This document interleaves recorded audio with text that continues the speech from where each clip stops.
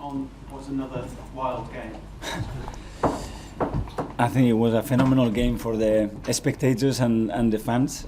For us, it was a bit of a roller coaster. We wanted to start the game really quick, really fast, dominating them, creating issues, very vertical, and we managed to do that. We dominated big periods in the first half. We scored two goals, but then that momentum when they scored straight after our second goal left us a little bit cold and insecure to how we react. So we had a period there of 5-10 minutes where we weren't very clear what to do and we were a little bit trembling.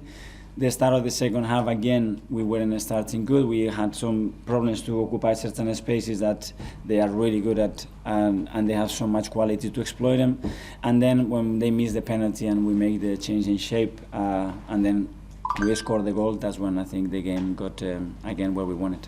Can I ask about Granit kissing the Emirates, blowing kisses towards the Emirates crowd, celebrating, and they were, showing a lot of love to him.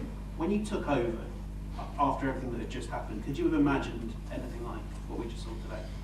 I was dreaming with that because he deserved it, and if every fan would be individually spending 5 or 10 minutes with Granit, or 2 minutes, it's enough.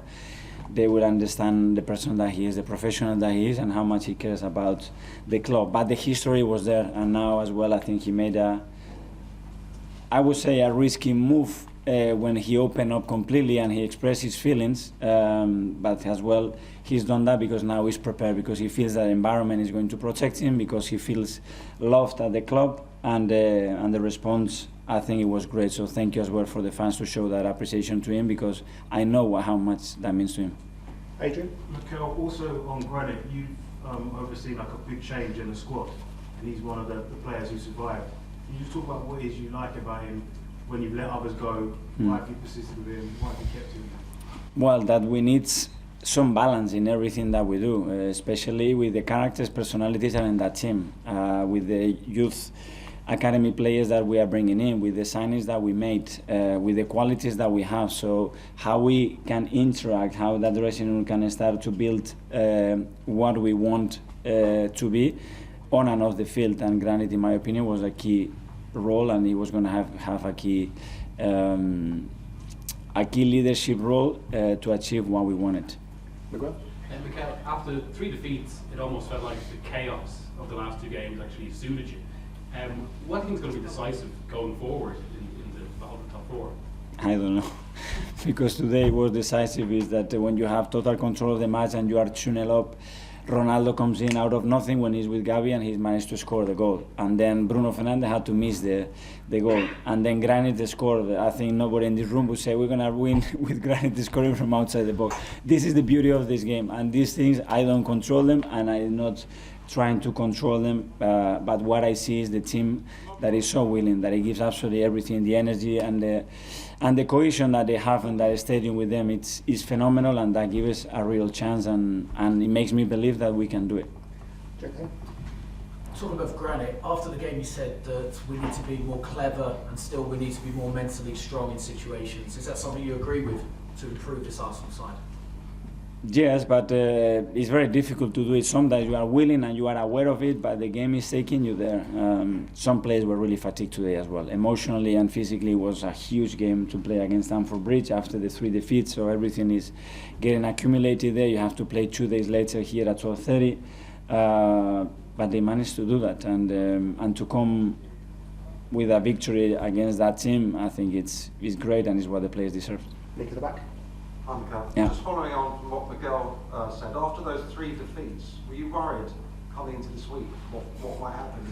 I worry even when I win, so imagine. So after the defeats is always, because it was 1-2, the Brighton game, and especially, the second half against Palace, Brighton game, and especially the South. We didn't deserve to lose. And today, maybe at some stage you go chance by chance, you don't deserve to win, but this is the game. And we have to be focused in what we do, what we want to do, and don't get too down or too excited after winning, because this is about having the balance and understanding who we are with our strength and of course with our big weaknesses. Sambin? You mentioned this being a roller coaster. I think that probably applies to Nuno Tavares as well. Again, he scores a goal like a striker, and then he seems to go up and down. What's it like to coach him and what's it like to watch? We have to help him, and he needs to go through these experiences to understand, okay, what triggers that moment when you go from here to there, and give him support. And we know, I said many times, the bill that you have to pay with those players that they never experienced this. So they are going to make mistakes and they're going to make decisions that from here it's very easy to say why you've done that, but they are there on the pitch, and let's give them support because they need it. Sam Wallace? Mikel, you said that it makes you believe that you can do it in terms of fourth place. I mean, it really looks like it's you against Spurs now for that. I mean, is that how you see it? I don't know, this changes so quickly. What my belief is that we're going to give it a real go, that we can win football matches, but that the margins are very small, and we have to be very aware of that. Winning and losing in this league and where we are today is defined by a small margin. So everything has to be added there to take the game where we won at the end of the 95 minutes. Okay, down the glasses. Miguel, there's only 4 minutes, but Toby came back today and supporters showing some joy. So how are you glad about this? Toby's come back. I think he deserved that. He's been through a difficult period in the last few months, but if you see him work every day and how he comes and how excited he was to get back and the amount of hours that he's put in, he deserved that. That's why I think we believe that it was the right thing to do for him. Okay, last couple, Andy Dillon. Mikel, can you see this uncontrollable into the season coming down to a straight shootout in the North London derby for a top 4 finish? It could be a crucial game. Let's see what happens before that, where both teams are. But of course, that head-to-head game is going to be really, really important. Is that something you'd relish, a game like that, an occasion like that, Arsenal versus Tottenham? This is why we are here, to play big matches that can define big moments, and that's the beauty of this game. And finally, Guy there?